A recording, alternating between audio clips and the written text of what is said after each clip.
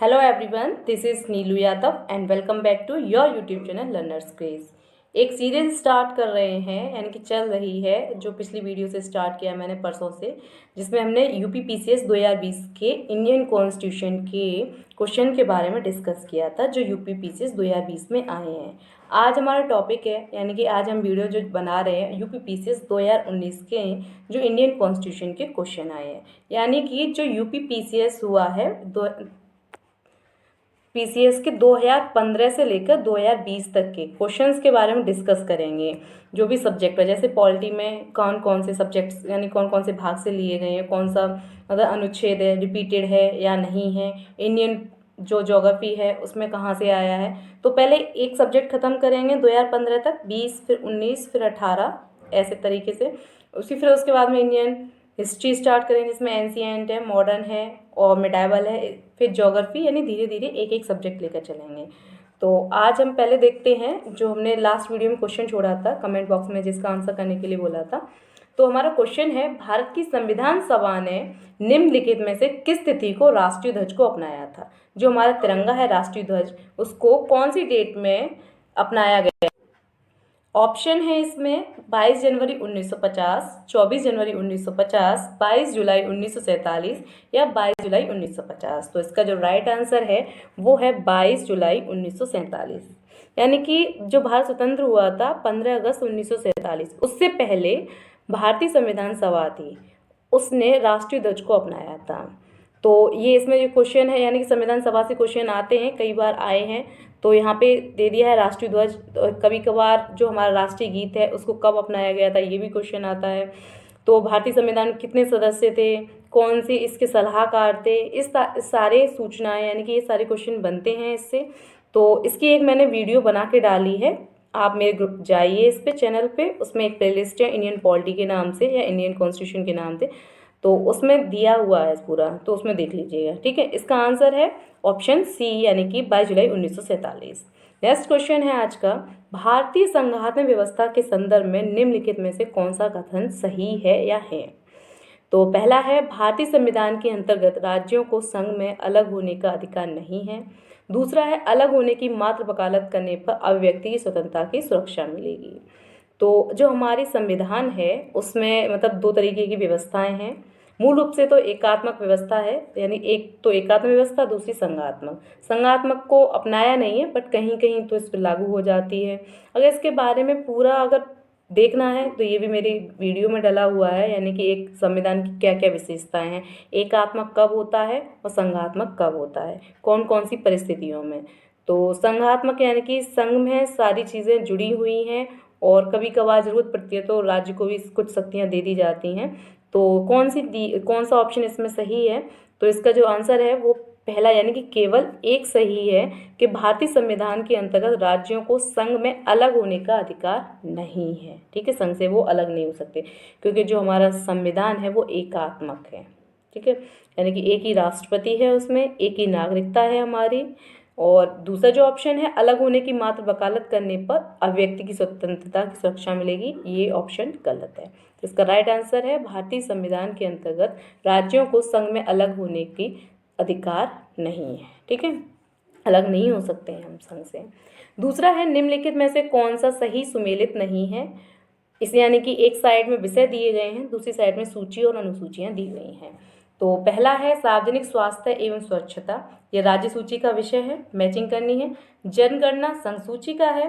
राज्यसभा में सीटों का बंटवारा द्वितीय अनुसूची का है। दल बदल विरोधी 10वीं अनुसूची का है। तो इसका जो आंसर है सी, यानी कि राज्यसभा में सीटों का बंटवारा, ये द्वितीय अनुसूची का विषय नहीं है।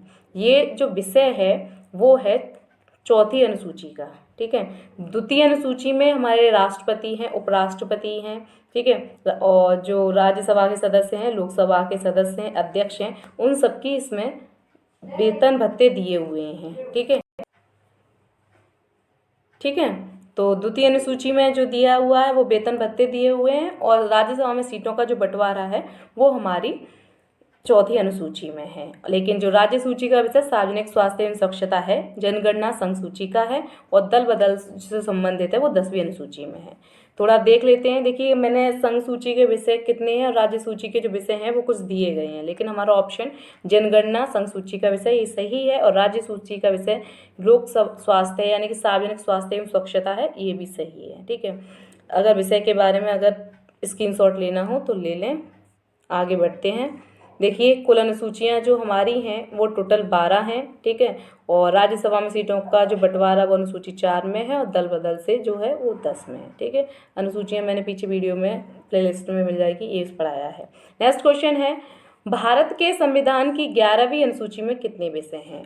ऑप्शन है 22, 24, 29 और 32। ये जो 11वीं अनुसूची है, इससे संबंधित एक 2020 में भी पीसीएस में पिछली जो वीडियो थी उसमें डिस्कशन किया था, वो भी था, वो मैचिंग में था, तो याद रखनी थी। 11 तो डायरेक्टली नहीं दिया था कि 11वीं अनुसूची है, लेकिन पंचायत से कुछ संबंधित है, तो आप थोड़ा सा भी पढ़ेंगे तो पूरा डेप्थ में जाके तो पढ़ना ही पड़ेगा।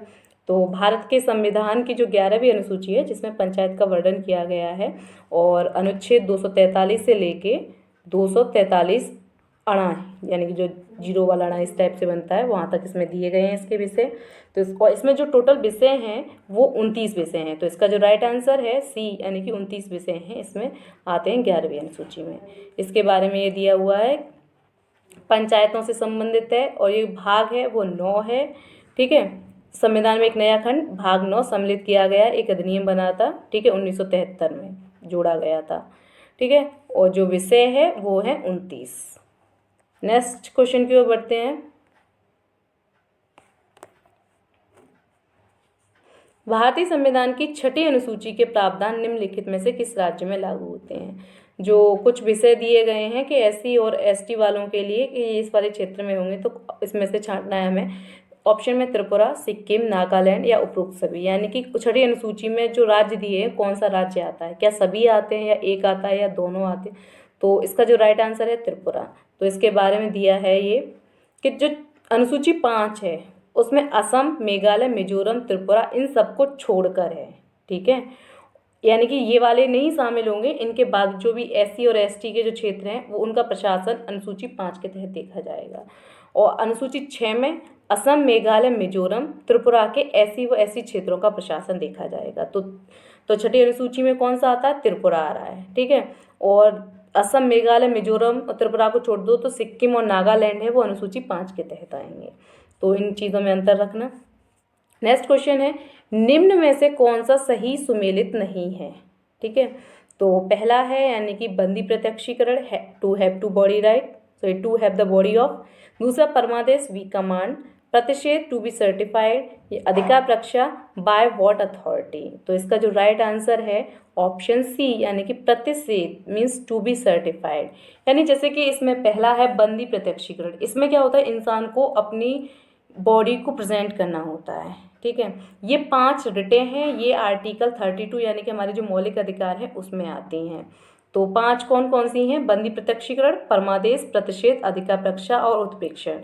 तो पहले तो बंदी प्रत्यक्षीकरण, तो बंदी प्रत्यक्षीकरण में इंसान को खुद यानी कि जो भी दोषी ठहराया जाता है, जिस पे रिट लगाई जाती है, तो उसको खुद शामिल होना, यानी कि खुद मतलब प्रदर्शन करना पड़ता है या फिर खुद खड़ा होना पड़ता है, जाके दिखाना यानी दर्शाया जाता है, खुद को जाना होता है। तो इसका मतलब है to have the body of, यानी कि जो जिस पे आरोपित है उसको अपनी बॉडी लेकर यानी कि वहाँ पे जाके प्रेजेंट होना है। दूसरा है परमादेश, यानी कि परमादेश मीन्स होता है कि इसके आंसर यानी कि इसके हिंदी से पता चल रहा है परमादेश हम आदेश दे रहे हैं, यानी इसमें आदेश कमांड जैसा सेंस निकल रहा है, तो ये भी सही है। तीसरा है प्रतिषेध। प्रतिषेध मीन्स होता है किसी चीज़ पे प्रोहिबिशन यानी कि मना करना, लेकिन ये दे रहा है टू बी सर्टिफाइड, यानी कि हम सर्टिफाइड करें, तो ये गलत हो जाएगा, ये आएगा उत्प्रेक्षण से। ठीक है, तो टू बी सर्टिफाइड है उसके लिए होगा उत्प्रेक्षण न कि प्रतिषेध। प्रतिषेध में क्या होगा? प्रोविजन, यानी कि हम मना कर रहे हैं इसमें। और डी है अधिकार रक्षा, उसमें बाय व्हाट अथॉरिटी, यानी कि अथॉरिटी के अधीन लाया जाता है, कोई प्रशासन होता है उसके यानी कि उसके अगेंस्ट में ये रिट जारी की जाती है। तो 5 रिट हैं, बंदी प्रत्यक्षीकरण, परमादेश, प्रतिषेध, अधिकार रक्षा और उत्प्रेक्षण। ठीक है, और इसमें से कौन सी जो इसका आंसर है वो सी है प्रतिषेध, यानी कि टू बी सर्टिफाइड नहीं होगा, इसमें प्रोविजन होगा। टू बी सर्टिफाइड किसका है? उत्प्रेक्षण का है। ठीक है, आर्टिकल 32 के तहत आता है। नेक्स्ट क्वेश्चन की ओर बढ़ते हैं। नेक्स्ट क्वेश्चन है, धन विधेयक भारत के संविधान में किस अनुच्छेद में परिभाषित किया है? यानी जो धन विधेयक है उसको भारत के किस अनुच्छेद में लिया गया है या परिभाषा दी गई है? तो इसमें जो ऑप्शन है अनुच्छेद 109, अनुच्छेद 110, अनुच्छेद 111 या अनुच्छेद 112। तो इसका जो राइट आंसर है वो है बी, यानी अनुच्छेद 110 में धन विधेयक की परिभाषा दी हुई है। वैसे 109 में भी है, लेकिन उसमें प्रक्रिया को बताया गया ना कि परिभाषा दी गई है। तो क्वेश्चन यहाँ पे हमारी प्रक्रिया है ना कि परिभाषा है। तो इसका जो राइट आंसर होगा वो होगा बी, यानी कि 110 में धन विधेयक की परिभाषा दी हुई है। ठीक। नेक्स्ट क्वेश्चन, किसने कहा भारत एक अर्ध संघात्मक राज्य है? यानी कि संघात्मक न बताकर एक अर्ध संघात्मक राज्य बताया। ऑप्शन में है Lord Bryce, Ivor Jennings, H.G.. Laski या के.सी. वेयर। तो इसका जो राइट आंसर है के.सी. वेयर। जो हमारी डी.डी. बसु ले लीजिए, वो क्या लक्ष्मीकांत ले लीजिए, तो जो भी राइटर्स थे, ऑथर्स थे, उन्होंने अलग अलग भारत का जो संविधान बन के आया था, देसी ना कि विदेशी, दोनों लोगों ने अपने अपने थॉट्स दिए हैं। तो उनके थॉट्स मिलेंगे उसमें। तो ये था कि नेक्स्ट क्वेश्चन की ओर बढ़ते हैं। नेक्स्ट क्वेश्चन में देखते हैं, निम्नलिखित में से भारत के संविधान के किस में, यानी कौन सा भाग है उसमें पर्यावरण संरक्षण एवं संवर्धन तथा वन व वन्य जीवन की रक्षा के प्रावधान पाए जाते हैं? ऑप्शन में है मूल कर्तव्य, केवल राज्य के नीति निर्देशक तत्वों में, ए या बी दोनों में, या उपरोक्त में से कोई नहीं। तो इसका जो राइट आंसर होगा वो सी होगा, यानी कि मूल कर्तव्य और केवल राज्य के नीति निर्देशक तत्व नहीं, दोनों में है, मूल कर्तव्यों में भी है और राज्य के नीति निर्देशक तत्वों में है। ये पिछली क्लास में यानी 2020 का जो क्वेश्चन पेपर मैंने सॉल्यूशन कराया था उसमें भी बताया था कि 48A के तहत पर्यावरण संरक्षण एवं संवर्धन तथा वन व वन्य जीवन की रक्षा के प्रावधान बताए गए हैं। जो हमारा नीति निर्देशक तत्व है 48A, यानी आर्टिकल 48A में। ठीक है, का बोलिए या ए बोलिए, कुछ भी बोलिए। और मूल कर्तव्य की बात करें तो वो मूल कर्तव्य का नंबर है 7, यानी 7वें मूल कर्तव्य में बताया गया है कि पर्यावरण संरक्षण एवं संवर्धन तथा वन व वन्य जीवन की रक्षा के बारे में प्रावधान पाए जाते हैं, वो भी मूल कर्तव्य नंबर 7। और आर्टिकल नीति निर्देशक तत्व में बात करें तो वो 43A। नेक्स्ट क्वेश्चन की ओर बढ़ते हैं। नेक्स्ट क्वेश्चन है, भारत में पंचायती राज दिवस कब मनाया जाता है?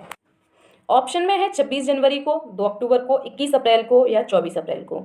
अगर पिछली वीडियो में देखा होगा तो मैंने उसमें डिस्कशन किया था कि कब पंचायती राज दिवस मनाना स्टार्ट हुआ, कब लागू हुआ, कौन से आर्टिकल में, कौन से भाग में है। ठीक है, और ये किससे संबंधित है। जैसे पता चला राष्ट्रीय पंचायती दिवस, तो ये जो आता है कौन से भाग में है, कौन सी अनुसूची में है, इसके बारे में मैंने अभी थोड़ी देर पहले डिस्कशन किया था कि जो पंचायत से संबंधित है वो 11वीं अनुसूची से संबंधित है। ठीक है, और इसमें जो अनुच्छेद हैं वो 243 से लेकर 243 अड़ा तक हैं।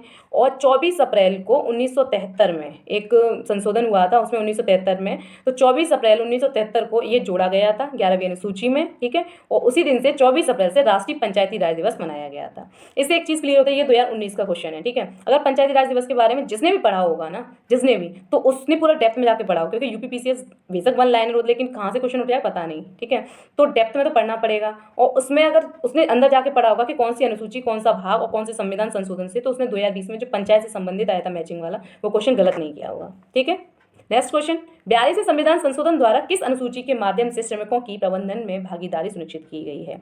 यानी कि 42 संविधान संशोधन से कौन सा एक अनुच्छेद है जिसमें श्रमिकों की प्रबंधन यानी कि उनके मैनेजमेंट के बारे में बताया है? अनुच्छेद 38, अनुच्छेद 47 से, या अनुच्छेद 45 या अनुच्छेद 43 से। तो इसका राइट आंसर है अनुच्छेद 43। बाकी देखते हैं अनुच्छेद 38 के बारे में। इसमें राज्य का कर्तव्य है कि वो सामाजिक व्यवस्था बनाएगा, किसके लिए? लोक कल्याण की अभिवृद्धि हेतु। 37A में बताया कि राज्य का कर्तव्य है कि यानी कि जो नीति निर्देशक तत्व हैं भाग 4, उसमें जितने भी तत्व हैं उनसे संबंधित कोई विधि बनाएगा। ठीक है, आर्टिकल 45 में बताया है कि जो 0 से 6 वर्ष की आयु के बच्चे हैं उनकी शिक्षा के बारे में देख रेख करेगा, राज्य का ये कर्तव्य है। तो ये सारे किस में आते हैं? नीति निर्देशक तत्व। नीति निर्देशक तत्व में चाहे वो राज्य का कर्तव्य, राज्य के नीति निर्देशक तत्व यानी कि राज्य को कर्तव्य दिए जाते हैं कि आपको चाहे वो वन व वन्य जीव से संबंधित हो या पर्यावरण से संबंधित हो या कृषि से हो, पशुपालन से हो, वैज्ञानिक रूप से सारे कार्यविधि, नियम, कानून, विधि बनाने हैं, सारी आर्थिक सामाजिक व्यवस्था को मैनेज करके रखना है, ये राज्य को कर्तव्य दिए गए हैं। ठीक, नेक्स्ट क्वेश्चन आज का क्वेश्चन है ये, इसका कमेंट में आंसर दीजिए। संविधान की प्रस्तावना का विधिक स्वरूप क्या है? यानी कि जो संविधान की प्रस्तावना बनाई गई है वो लास्ट में जोड़ी गई थी, तो इसको लागू किया जा सकता है या लागू नहीं किया जा सकता है, विशेष परिस्थितियों में लागू किया जा सकता है या उपरोक्त में से कोई नहीं। इसमें क्या, इसका विधि स्वरूप क्या है क्या नहीं, इसका कमेंट में आंसर बताइए। ओके, आज के लिए इतना ही। Thank you, bye bye.